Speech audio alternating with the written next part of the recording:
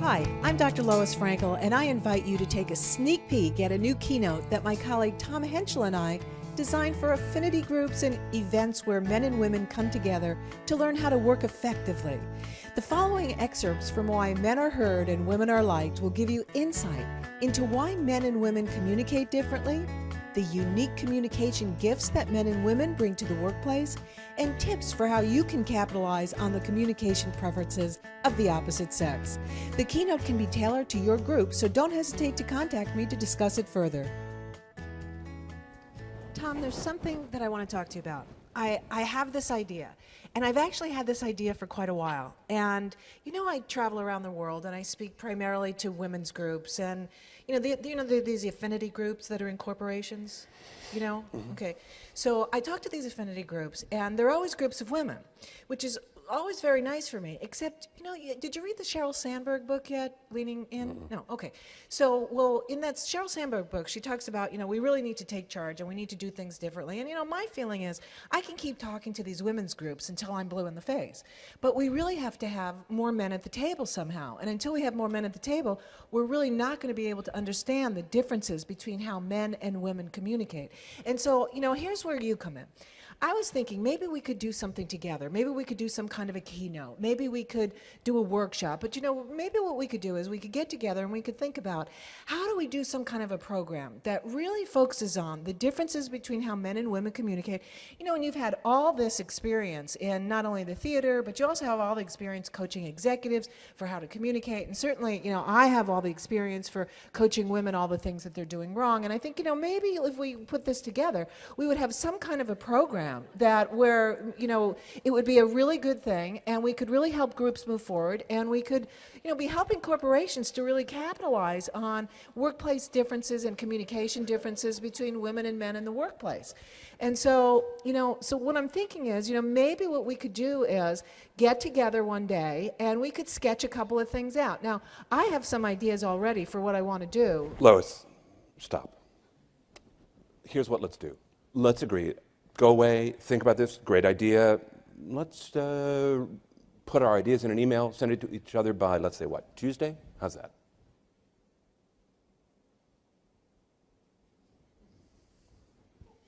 Okay, so do you recognize any of that? I'm seeing some laughing, I'm seeing some smiles, and if you recognize any of that, then you recognize one of the essential differences in between how men and women communicate. You'll notice that I used what we would not call an economy of words, right? I'm there talking, and Tom's there doing what guys do, which is he's listening. Right? But he's got all this other stuff going on in his head. So when we start talking about communication differences between men and women, there are definite differences. What you just saw happen there is very typical in that women use communication and these kinds of conversations. They use it sometimes to make sure that they're building a relationship. They're using it to get feedback, to get ideas back, to say, yeah, what do you think about this? And what women don't realize is that when you're talking to a man and you get what you got from Tom, what I was getting from Tom, you need to stop talking. What women do instead is they keep talking. They keep talking because they think the more I talk, sooner or later, he's going to say something to me. Now, guys, for your part in this, because we are not here to put any blame. We're not here to say men communicate well, women communicate badly, or that women communicate well and men communicate badly. We communicate differently. And if you understand the differences between how we communicate and why we communicate that way, you can actually capitalize on those differences because we each bring something to the table. But let me show you what's going on in the brain with speech and language. Now this one is the closest we've seen. This one is such a clear mirror of each other, right? It's very clear. It's just that the women have more of it, but the men aren't deficient. What this supports is the study that we know that says on an average day in the workplace, men use 8,000 words a day and women use 20. Some of you laughed at that, but that's what the research tells us. And guess why? Because women get reward from it. It feels good to women to be talking in speech and language all the time. They dig it. It's not a good thing or a bad thing, but this is the beginning of us saying, look, there's a reason why you do what you do. Sometimes it works for you. Sometimes. And sometimes it doesn't work for you. Sometimes. And often there's a biological reason why you do what you do. This is spoken language. Let me just give you an idea for a minute about unspoken language. One of the things that women are great at is nonverbals. So two women meet each other, they say, hi, what's going on? Lots are going on for women. Let me show you what it looks like. Lots. You may not be able to read it, but it's like, oh, nice glass frames. Oh, I love those boots. Oh, cool sweater. Lots going on for the women because that's what happens. A lot of activity. Here's what it looks like for men.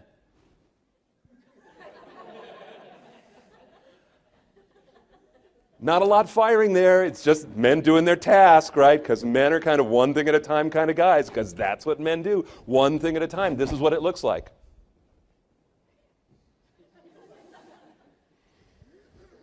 Yep. One thing at a time. And that's great for men. And women tend to be very nimble. There are advantages to both. And we are not here to say that one is better than the other, but we are here to say that there is a difference. Inherent to every communication, there are two things going on all the time.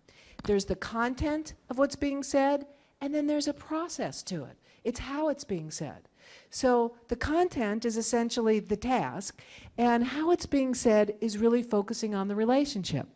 And so, as you might imagine, when it comes to men and women, and again, we're going to take a look at their best, when it comes to balancing task and relationship, men focus on the task, okay? It's about the things, okay? It's about the things. Men focus on the task.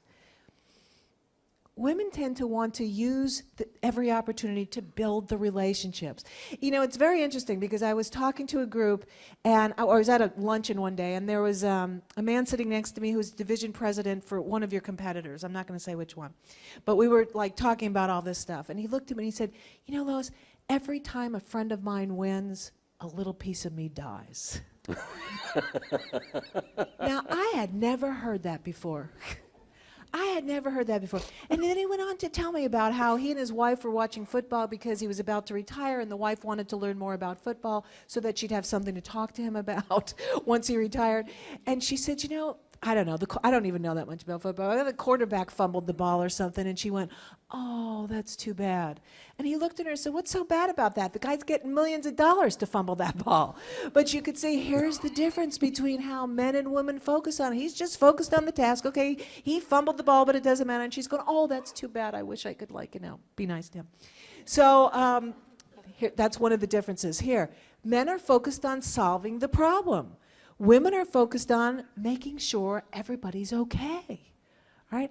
Men are focused on achieving the goals. Women are focused on reading between the lines. What's not being said here?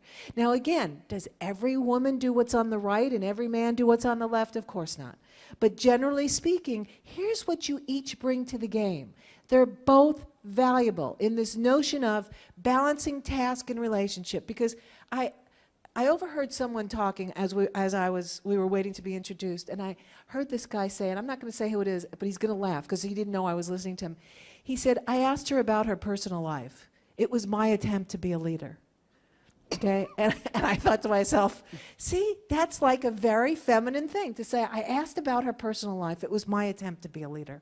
Okay, so again, men are learning that they have to do more of what's on the right. If you do only what's on the right, you'll have one big happy group of people communicating, but it doesn't mean they're going to be getting anything done. If you do only what's on the left, then guess what? You're going to get a lot done. And people may not want to come to work the next day, and the next day, and the next day. You may see some sabotage going on. You have to have a balance. This is the way that Tom and I look at coaching. When we coach people, we don't ask them to stop doing what they do well. Guys, we would never ask you to stop focusing on the task, solving problems. We'd never say stop doing that. Women, we wouldn't say stop reading between the lines, stop caring about what other people think.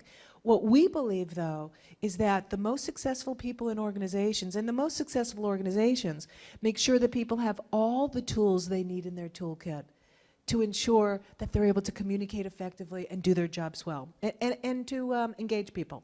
So number one, and you'll notice we have like a little masculine symbol or a feminine symbol instead of bullet points. So on this first one, there's a little masculine sign, and it says define goals for each communication. Now, that little masculine sign just means this is what men tend to do better, and so women, we think you need to add this to your repertoire.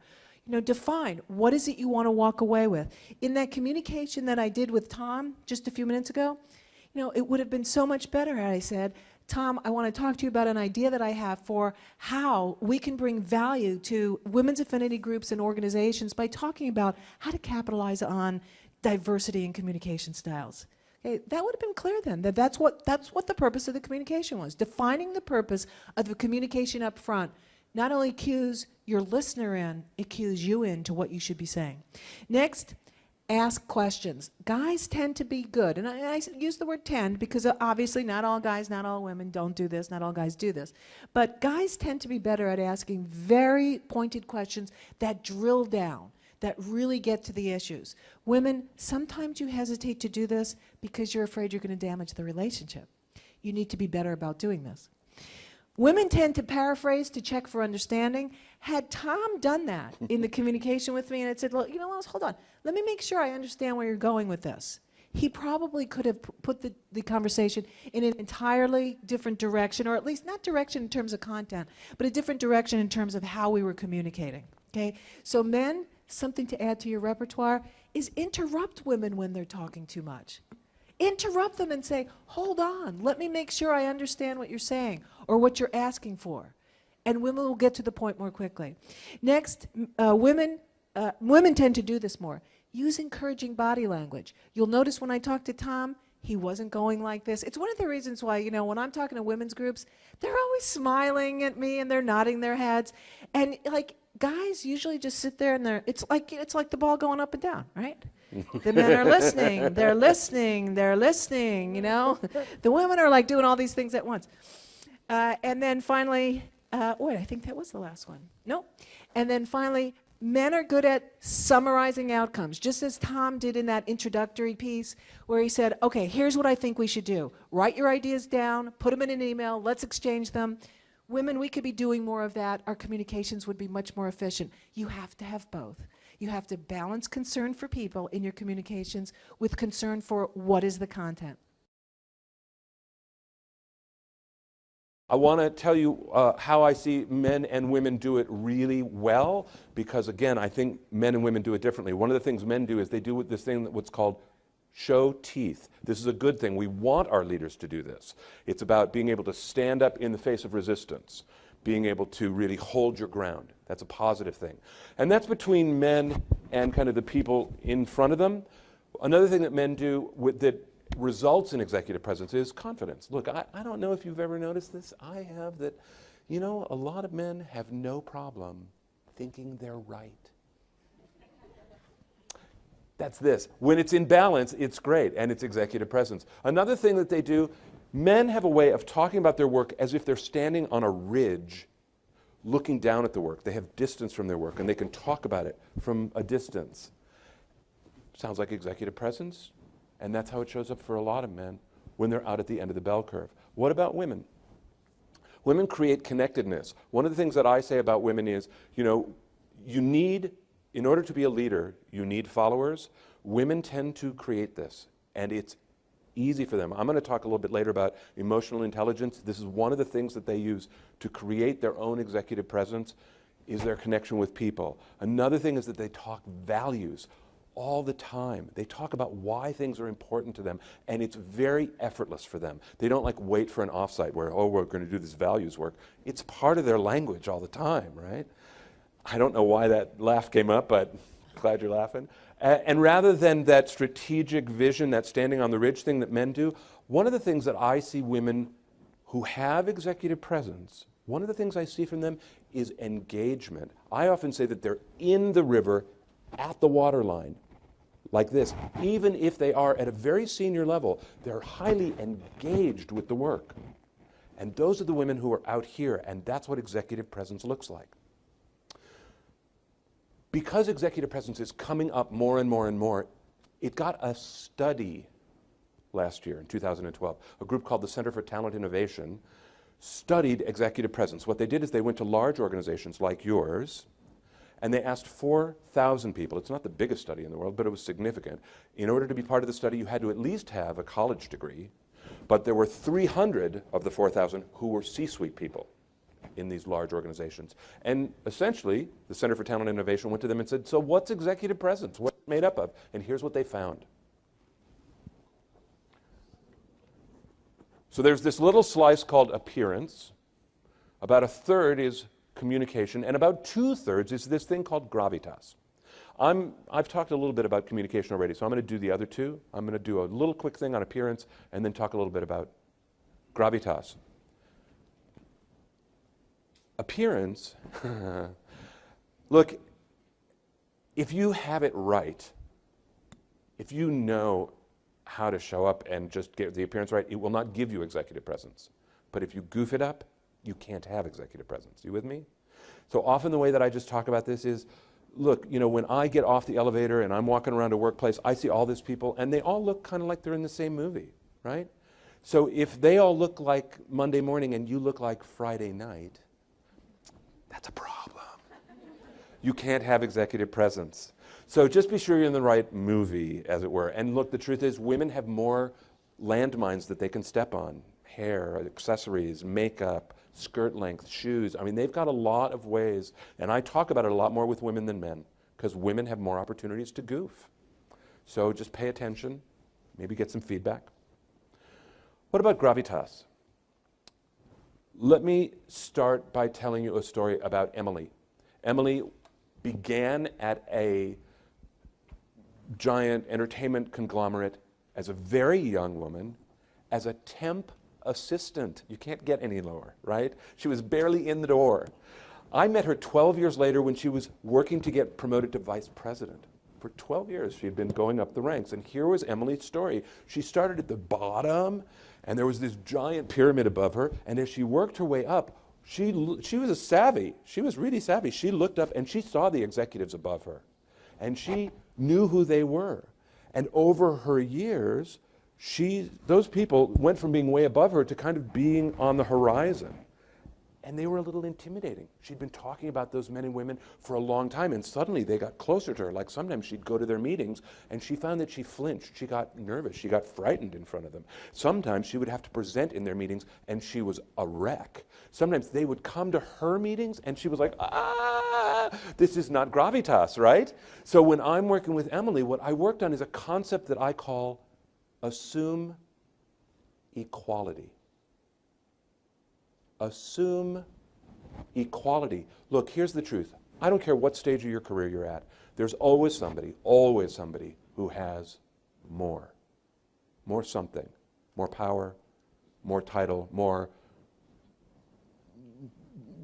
experience, more credentials, more whatever. And they can throw you off base. And whatever your vulnerability is, that person's always going to be around for you. There's two questions to really help you kind of assume equality. One question that you can ask yourself is, do I want to play in the big leagues?